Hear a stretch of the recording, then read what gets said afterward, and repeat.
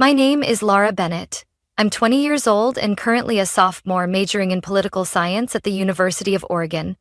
When I drove 5 hours back to my hometown of Medford for spring break, I never imagined that the moment I stepped out of my car would be the moment my world came crashing down.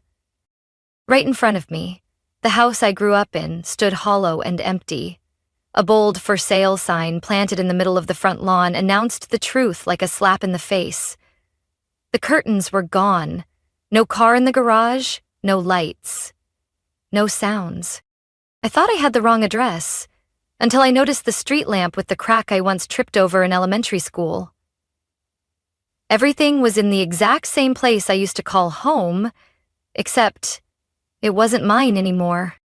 3 black trash bags sat squarely on the front steps. I staggered up the porch, head spinning. My trembling hands untied one of the bags. Inside were the red sweater my mom gave me last winter, a few textbooks, and a cracked photo frame showing me standing between my parents at my high school graduation. I called my mom. No answer. I tried my dad. After 3 rings, he picked up. I'm standing in front of the house. Where is everything? What is going on, Dad? His voice was flat, emotionless. We moved. Don't make a big deal. Figure it out yourself. Wait, what are you saying? You moved without telling me? You're an adult now, handle it. Before I could say anything else, he hung up. The cold click from the other end hit me harder than any words could. I called again. Busy. Then it went straight to voicemail. I tried my sister. No answer. In disbelief, I dialed again. A 3rd time, a 4th, but there was only silence. I stood frozen as the light of the afternoon began to fade. The wind whispered through the bare branches in the front yard, where my sister and I used to hang Christmas lights every year. Everything suddenly felt unfamiliar, like a half-forgotten dream I never wanted to revisit. One question echoed in my mind. Did they ever really consider me part of the family? I didn't cry. I couldn't. Not because I was strong, but because everything had happened so fast that even my emotions couldn't catch up. I gathered each heavy trash bag and stuffed them into my car trunk, as if I were collecting the shattered remnants of a life I no longer belonged to. That night, I stayed at a roadside motel. The bed creaked with every move, and the thin blanket felt colder than the silence I'd been left in. I unpacked what I could: some notebooks, a few winter clothes, an old laptop, and a small journal with a bent cover. No letter, no note, not even a scrap of explanation. Only silence. And 3 trash bags. I stared at the ceiling, wondering, if I had been reckless, irresponsible, I might have understood. But I was the one who sent part of my paycheck home every month. I never asked for anything. I tried every day to be someone they could be proud of. And yet, this was what I got. Abandoned, as if I never mattered. I unlocked my phone and scrolled through my last messages with my mom. The most recent one was from 2 weeks ago. Don't forget your coat. It's cold out. No warning, no clue. That was when I understood. If they chose to erase me from their lives, I'd do the same. Not out of hatred, but by walking a path they'd never be part of again. I opened my laptop and created a new folder, named it New Beginning. Lying on that motel bed, soft yellow light from the bedside lamp casting blurred shapes on the ceiling, I couldn't sleep. Memories surfaced like bubbles in water, moments I used to treasure as proof I had a home to return to. I was always the safe child. Never loud, never demanding. While my classmates went out on weekends, I stayed in to study. When parties happened in the dorm, I worked extra shifts at the library. Every time I received scholarship aid, I wired some home to Mom. Sometimes $50, 0 cents. More if I earned extra at the campus cafe. It never felt like a duty. I just wanted to help. To be seen. But in our house, the one who got protected was not me. It was my younger brother. Kyle. Kyle is 3 years younger. He struggled academically, changed schools 3 times in 2 years for being a bad fit. He was once caught smoking behind the high school, and even shattered a neighbor's window during an argument. Yet every time something happened, Mom rushed to his defense. He's just a kid. He doesn't know better. Boys are impulsive sometimes. At least he doesn't run away like some kids do. And me? I never ran away. But I was the one left behind. Once, in 11th grade, I won second place in a statewide essay contest and was invited to be honored at the school board meeting. I was so excited I invited the whole family. That night, Dad said Kyle had a stomachache. No one came. I stood on stage alone, hands cold, eyes trying not to scan the empty chairs. Kyle once got suspended for spray painting "No More Lies" on a school wall. Dad met with the principal, came home angry, but still gave him a motorbike for his 17th birthday. Me? I got a $20.00 gift card. It was never about the money. I just wanted fairness. But in our house, silence, obedience, and sacrifice seemed to be the easiest things to forget. Now I don't have to wonder anymore. They made it clear with their actions. They threw me out, along with 3 trash bags. I scrolled down old texts with Kyle. The last one I sent was, "Don't stay up gaming too late, finals are coming." His last message? A thumbs up emoji. Sent almost 4 months ago. Looking back now, I find it absurd. They had arranged everything behind my back. Selling the house, moving out, without a word, without a trace of remorse. I used to think that if I worked harder, was kinder, helped more, they'd love me like they always embraced Kyle after every mess. But maybe I was wrong all along. Maybe to them, I was always just a shadow next to their golden boy. I remembered something one of my professors once said. Family isn't just where you grow up, it's where you learn to survive. Sometimes, through the very pain they leave you with. I looked out the window. The suburban night sky was still. No one knocking on my door, no one asking if I'd eaten. The only thing I had left was myself, and the undeniable truth. I couldn't go back. I opened my laptop, logged into my student email. At the top of my inbox was a message from my advisor. "Laura, call me if you need a place to stay over break." My fingers hovered briefly, then typed a simple reply. "I'd really appreciate it if I could stay over. I truly need a safe place right now." Sent. At that moment, I didn't know what was coming next. But I knew one thing for certain. I was no longer the Laura who stood abandoned on the porch beside 3 trash bags. I was someone moving forward, even if no one was walking with me.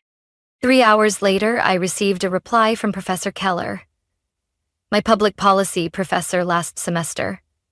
She had those sharp, observant eyes, but a voice so unexpectedly gentle it always made students feel heard, no matter how silly their questions were. "You can come over tonight. Address is below. The guest room's always ready." That was all it said.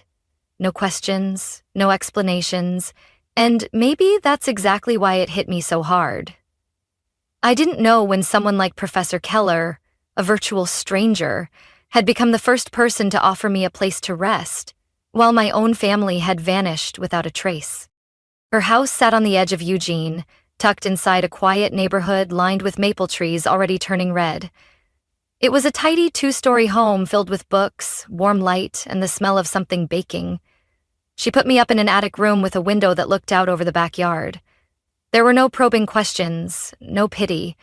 She just handed me a mug of hot tea and said, "You don't have to tell me anything unless you want to.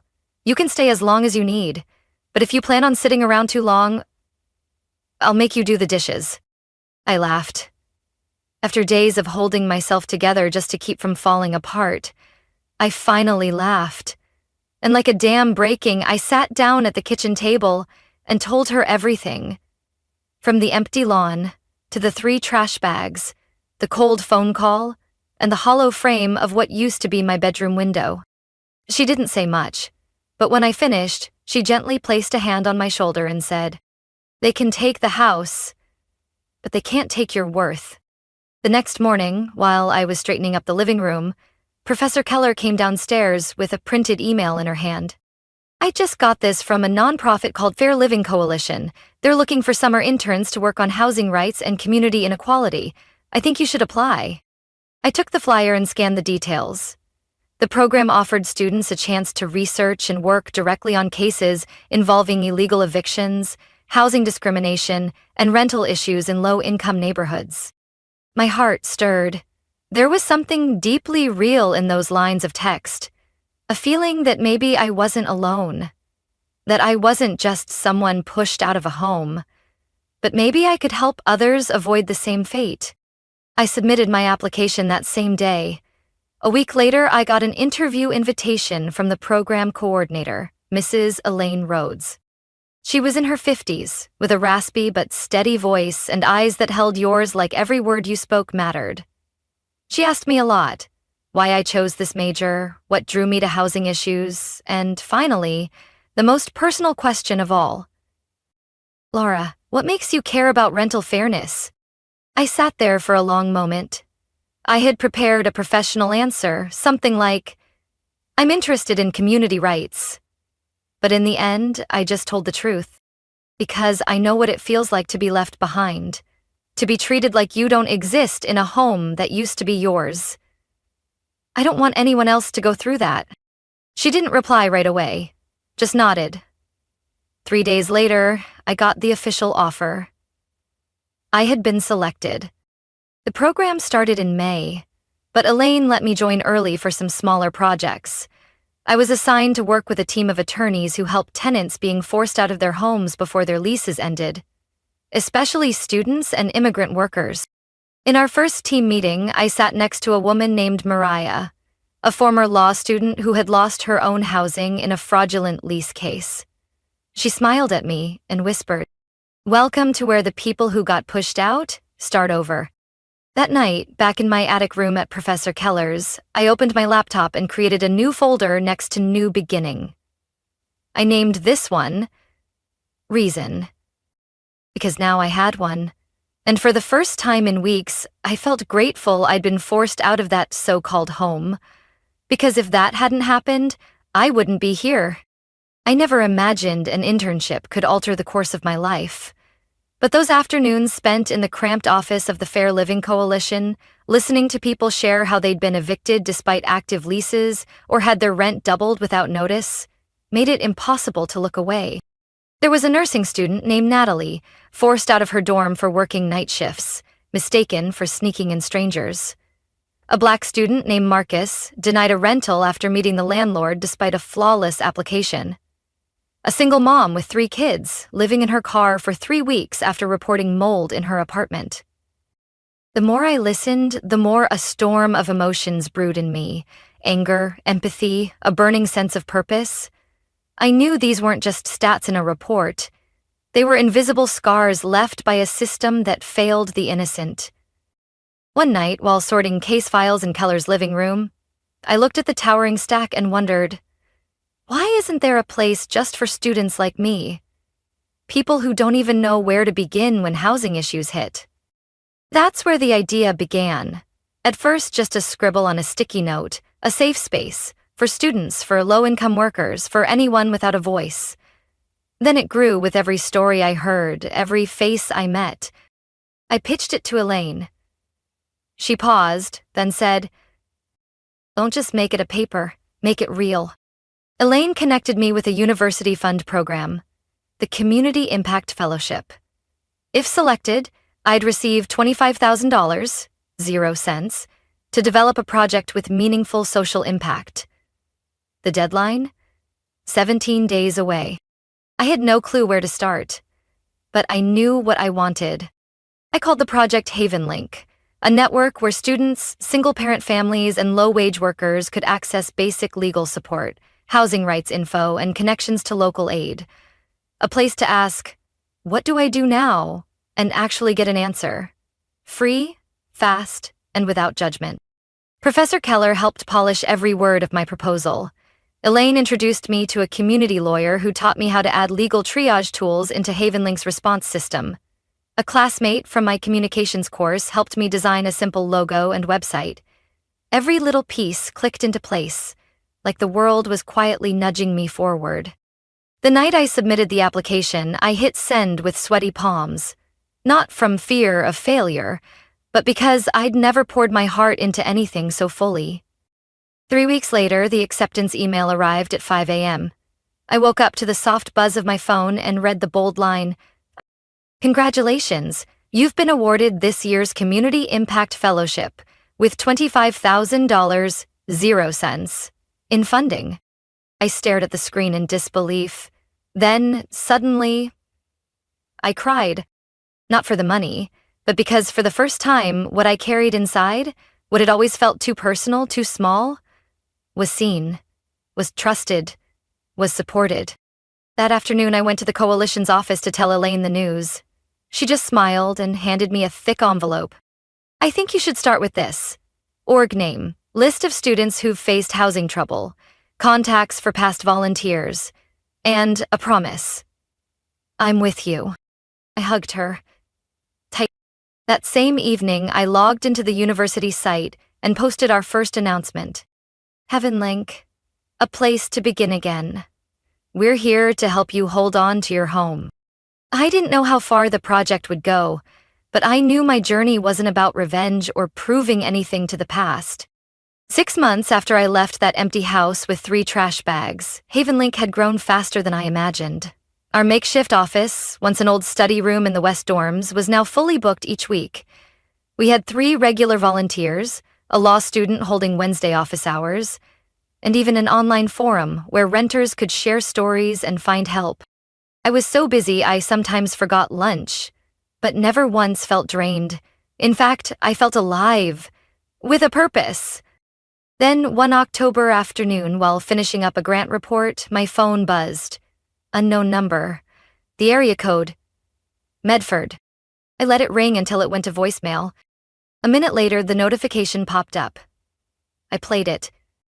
"Laura, it's Mom. I don't know where to begin, but are you okay? We need to talk."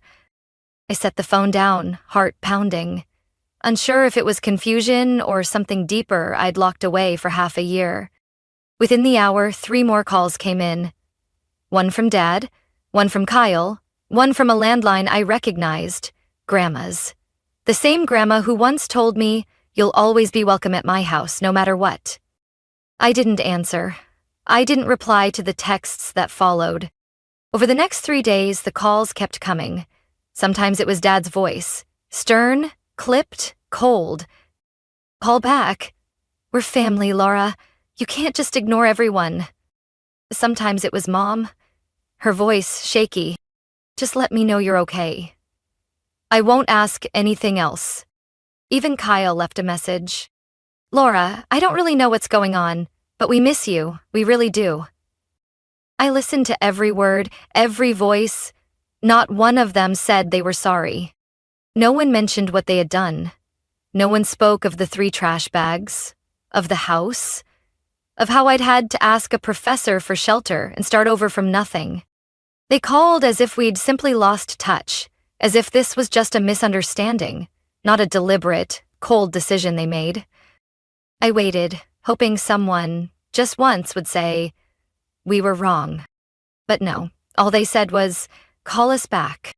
Not because they understood, but because they wanted me to go back to who I was. The daughter who always stayed quiet, always forgave, always made everything okay again. I used to be that girl. But not anymore. One evening, as I was preparing a training session for the new group of student volunteers, Elaine walked into the office holding an envelope. "Laura, this came to the HavenLink office. No sender name, just your name and a postmark from Medford." I took it and slowly opened it. Inside was an old photograph. Me, standing between my parents and Kyle, in front of the Christmas tree the year I turned 12. A small card was tucked in with it, bearing only one sentence. "Remember to come home." No signature, no address, no apology. I stared at the photo for a long time, then gently placed it in a drawer and locked it. Not because I was angry, but because I no longer expected anything from people who couldn't acknowledge their own mistakes. That night, I sat down to write HavenLink's first blog post. I didn't mention my name or tell any details. I simply wrote. Some homes aren't taken away by paperwork or legal rulings, but by silence, neglect, and the refusal to take responsibility.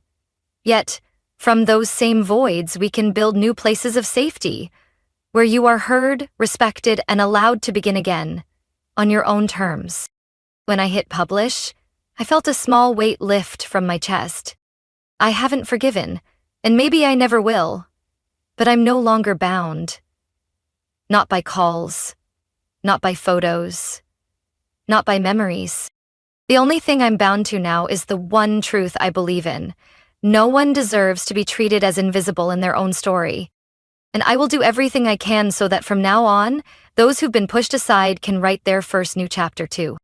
On a quiet afternoon in early November, as I was reviewing a file for an international student who'd been told to vacate her apartment over unidentifiable noise, the Havenlink phone rang. As always, I answered in my practiced voice, "Havenlink, this is Laura speaking."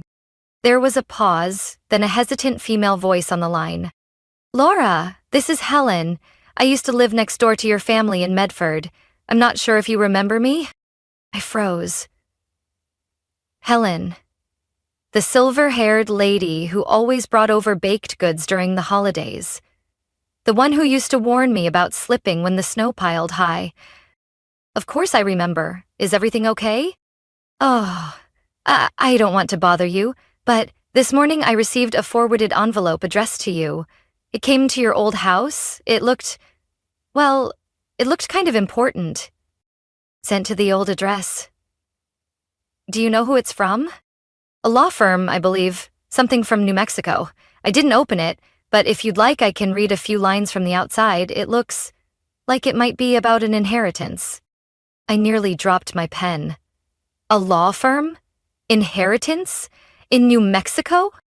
My thoughts raced as Helen read out the return address. The sender was Cruz and Moreno Legal Associates. I asked her to hold on to the letters safely and immediately looked them up. Their website popped up instantly, with a contact number in the top right corner. Within 10 minutes, I was connected to an attorney named Benjamin Cruz. He confirmed that their office had sent a notice regarding an inheritance to my last known legal residence on file, which, according to their records from last year, was still my childhood home. Inheritance from whom? I asked, my voice tight. From your grandmother. Maria Delgado.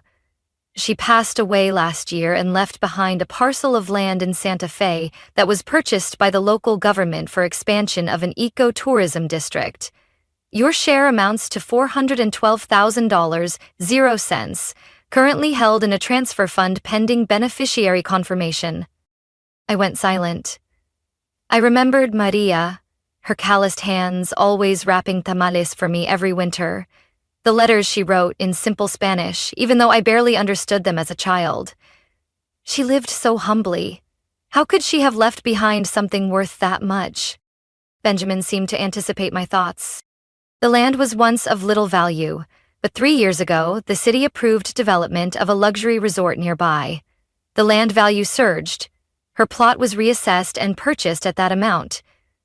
You're the sole legal beneficiary, as specified clearly in her will. I could barely breathe. Then why am I only hearing about this now? A brief pause. The first notice, according to our files, was sent to your parents, who were listed as your legal guardians at the time since you were still a minor. My heart pounded in my chest. I hung up, and one thought echoed loud and clear. They knew. They had known all along. And then everything came back to me. The timing of when I was abandoned, which coincided with the payout period of the inheritance, the hurried sale of the house, the abrupt move, the vague, inviting messages afterward. Not one of them included an apology. Not because they missed me, but because they were afraid I'd find out. That night, I sat alone in the Havenlink office as the streetlights outside cast golden reflections on my desk. I pulled out the family photo again, the one I hadn't been able to destroy before, because a part of me still hoped some of the past had been real. This time I tore it in half. Not out of rage, but because I finally understood. Some things are no longer worth holding on to. 3 days later, I received an email from the law firm confirming that the transfer was underway. All I had to do was sign $412,000, 0 cents, a number that slashed straight through the truth I'd been avoiding for so long. I didn't tell anyone. Not Elaine, not Professor Keller, not the student team at Havenlink. I needed time. Not to decide what to do with the money, but to face the real question. If the reason I was abandoned was money, was there ever anything real in our so-called love? Less than 2 weeks after I got the inheritance confirmation, I received another email, this time from the Watkins Social Impact Fund. The subject line made my heart stop for a second. Havenlink selected for final presentation round, eligible for $300,000, 0 cents, over 3 years. I read it over and over, terrified I was imagining it. A grant from the Watkins Fund wasn't just about the money. It was a formal endorsement from the largest nonprofit network in the Western U.S. If successful, Havenlink could hire staff, expand to 2 nearby universities, and build a solid digital platform for student support statewide. I didn't tell anyone about the strange timing, the grant email arriving just 3 days after I uncovered my parents' silence about the inheritance. But something inside me quietly shifted, as if the universe had brought me to the exact crossroads where I needed to make a clear choice. On presentation day, I woke at 5 a.m., hands trembling as I buttoned my crisp white shirt. I wore a simple navy suit, hair pulled back, barely any makeup. Clean lines were the only way I could keep my emotions at bay. Elaine picked me up from Keller's house, where I was still staying while we prepared to move offices. She looked at me with quiet understanding and gently squeezed my shoulder as we walked into the conference center. The main hall of the Watkins Foundation gleamed beneath crystal chandeliers. In front of us sat 8 board members, activists, business leaders, scholars, and 2 representatives from the state government. The room was serious, but not unfriendly. I opened my presentation with a story. Not mine, but Chloe's.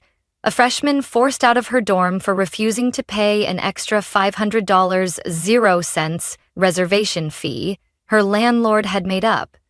I explained how Havenlink helped her renegotiate, stay housed, and brought the issue to light through student media. Every word I spoke wasn't just information, it was a vow. In the middle of outlining our expansion model, the door to the boardroom cracked open. A staff member stepped in, whispered to Chairman Raymond, then turned to me. "Apologies for the interruption, Ms. Bennett," he said, calm and courteous. "There are people in the lobby saying they're your family. They're asking to speak with you before you finish." The room went silent. Elaine looked at me, not with concern, but with total faith that I'd know what to do. I took a deep breath. "Thank you, sir, but I'd prefer to continue. I'm here today not to resolve personal matters, but to speak for the community Havenlink represents." Mr. Raymond nodded. "Understood. Please continue." I turned back to the screen, pointer in hand, voice steady. Behind me stood an entire team that had poured their hearts into this mission. In front of me was a chance to create real change. I wouldn't let the past interrupt my present. Not this time. When the presentation ended, the board asked a series of questions, from financial sustainability to outreach strategy. I answered everyone with confidence. Elaine and I had rehearsed for this moment for weeks. As Mr. Raymond thanked me and said the final decision would be announced in 2 weeks, I bowed my head slightly, already feeling a quiet release in my chest. I walked out of the meeting room and saw them immediately. Mom, Dad, and Kyle were sitting on the sofa in the lobby. Mom stood up when she saw me, her face a mix of anxiety and anticipation. Dad had his arms crossed, his eyes betraying the tension. Kyle was looking down at the floor, not saying a word. Mom took a step forward, speaking softly. "Laura, I know you're busy, but please, hear us out." And I didn't step back. But I didn't move forward either. "Not now," I replied calmly. I just finished the most important step of my life. I won't let it be tarnished by anything that hasn't been made clear. Mom bit her lip. Dad tightened his fists. Kyle took a step back. If we're going to talk, I continued, let's start with the truth, not with emotions, not with old photos or vague messages, but the truth. I didn't wait for them to respond. I turned and walked away with Elaine, leaving behind the people who had chosen to discard me without any explanation. This time, I chose to move forward. Not because they no longer mattered, but because I had finally learned the most important lesson. I can be myself, even without them by my side. 2 days after the Watkins Foundation presentation, I received a message from Kyle. Can you give us an hour? I know you have no reason to agree. But please. I read the message over and over. Not because I was moved, but because for the first time in nearly a year, someone in my family was speaking to me without ordering, blaming, or placing fault. I agreed. With one condition. We would meet in a public place, briefly, and with no beating around the bush. I chose a small cafe near downtown, the place I often worked when Havenlink needed quiet for report writing. Inside, the lighting was soft and the scent of freshly brewed coffee filled the air, a stark contrast to the underlying tension waiting for me at the corner table. Mom sat with her back to the window, gripping her cappuccino like it was the last thing holding her together. Dad sat across from her, looking thinner than I remembered. Kyle sat between them, but leaning slightly toward Mom. I pulled out a chair and sat down, keeping a respectful distance. No one spoke for a few seconds. Then Mom finally spoke, her voice hoarse. Thank you for coming, Laura. I gave a slight nod. I know. You don't owe us anything. But there are a few things, if you'll allow me, that I want to make clear. I looked her directly in the eye. Tell the truth. Not what you think I want to hear, but the truth. Mom swallowed hard. Dad remained silent, but his eyes flickered for a moment. We're panicked. Dad lost his job, the house was being foreclosed, credit card debt. It all seemed to fall apart at once. I didn't know how to tell you. We always tried to keep face, especially in front of you. Our child, who was always so capable, always doing the right thing. I remained silent. Then, the inheritance notice came. They sent it to the old address. They said the property would be transferred to you when you turned 21. I didn't know what to do. I asked bluntly. Or did you and Dad decide to just hide it? Dad winced slightly. Mom paused, then nodded. At that time, we really needed the money. We thought if we moved out, if we kept a distance, it would be easier to handle everything. I leaned both hands on the table, keeping my voice steady. You said handle.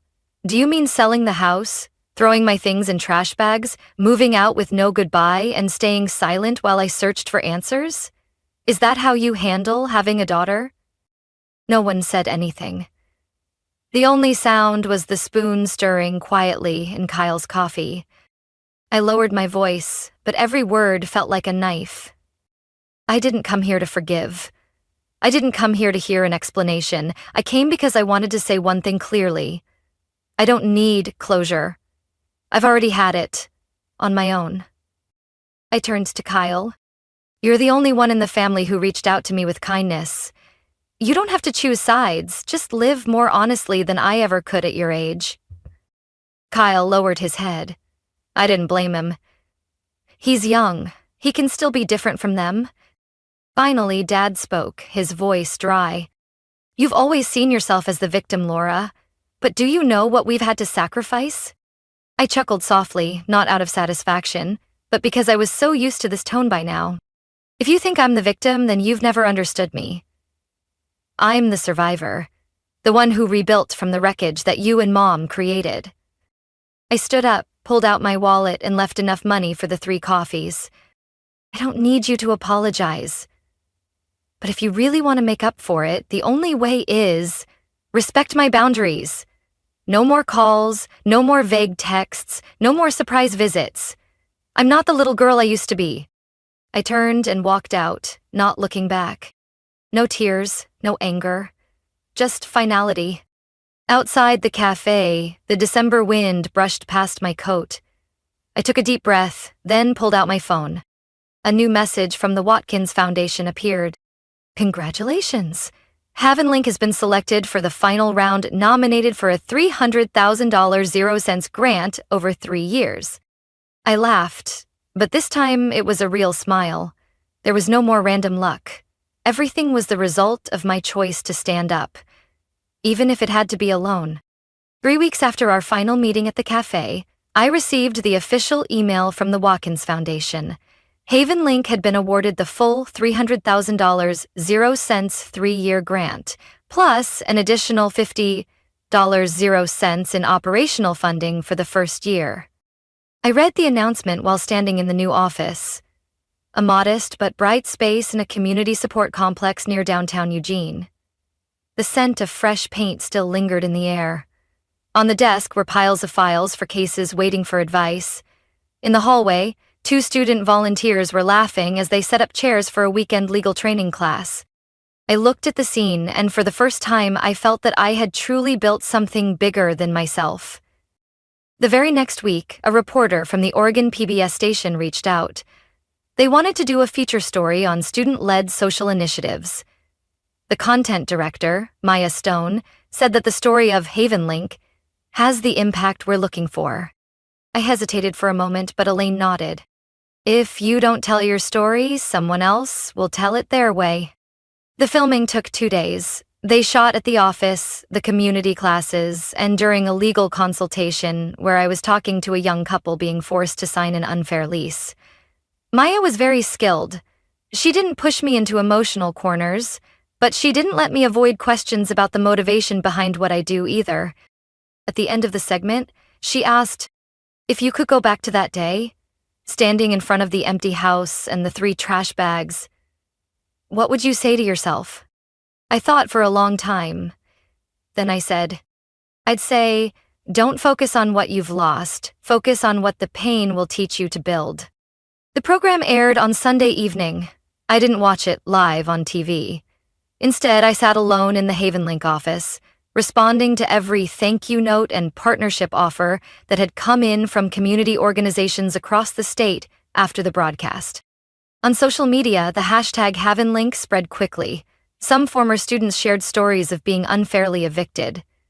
A single mom messaged to say that after hearing my interview, she'd decided to file an official complaint instead of walking away in silence. Not long after, a representative from a community investment fund invited me to speak at a national youth leadership forum. And then, silence. No texts, no calls, not a single word from my family. No one acknowledged the TV segment. No one sent congratulations, no questions, no late apologies. At first, I thought I might feel hurt, but in truth, the only thing I felt was release. I realized I didn't need their validation anymore. I didn't need them to come back, and I no longer had anything to prove to people who had once chosen to walk away. One late afternoon, as I stood by the office window looking out into the distance, Elaine walked in. She gently placed a sheet of paper on the desk. It was her request for temporary leave. I'll be going to Belgium for 2 months to take care of my mother, but before I go, I have one question for you. I turned around. What are you planning to do next? I looked at her, then at the big board on the wall filled with upcoming initiatives, from building a mobile legal aid center to partnering with the university to include housing rights and student orientation. I smiled. I'm going to do what Havenlink was born to do. Keep a roof over the heads of those who no longer have a place to return to. Elaine nodded, her eyes full of trust. That evening, I returned to my small apartment near Alton Baker Park, sitting at my old wooden table with a warm cup of tea. Outside, the streetlights cast a soft glow through the window. I opened my phone and looked at my contact list, where my mom, dad, and Kyle's names were still saved. But this time, I didn't delete them. And I didn't call. I simply tapped the mute icon next to each contact. It wasn't avoidance. It was a choice. I chose to keep my peace, my clarity, and the quiet strength I had earned through the months I walked alone but never gave up. Because sometimes family isn't where you come from. It's where you learn to stand and build the home you always wished you'd had. By February, as spring began brushing the bare branches outside the HavenLink office windows, I sat in our small meeting room, preparing for the first roundtable with new partners. Outside, the volunteer team was setting up an intake table for students from a nearby university. Inside, I was finalizing the plan to open our second branch in Salem, where immigrant student rates are high and legal support is scarce. My life now consisted of reports, the quiet smiles of tenants who got to stay in their homes, and afternoons rushing from one office to the next. Strangely, I didn't feel drained. On the contrary, I had never felt more whole. One Friday afternoon, Professor Keller stopped by the office with a bag of homemade cookies and a few old newspapers. I saw this article on HavenLink in Voices for Justice magazine. I saved a copy to give to you.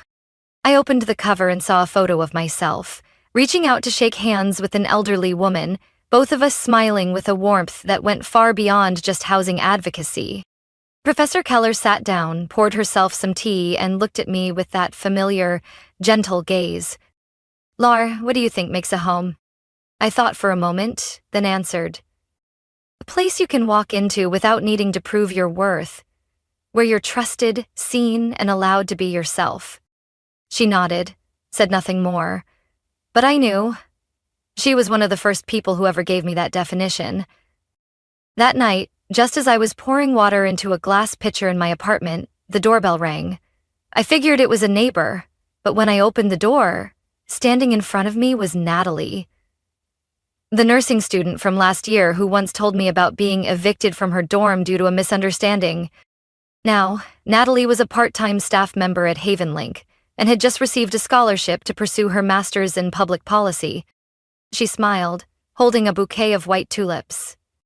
"You can't just let me have a private graduation ceremony without inviting the person who pulled me out of my darkest time, right?"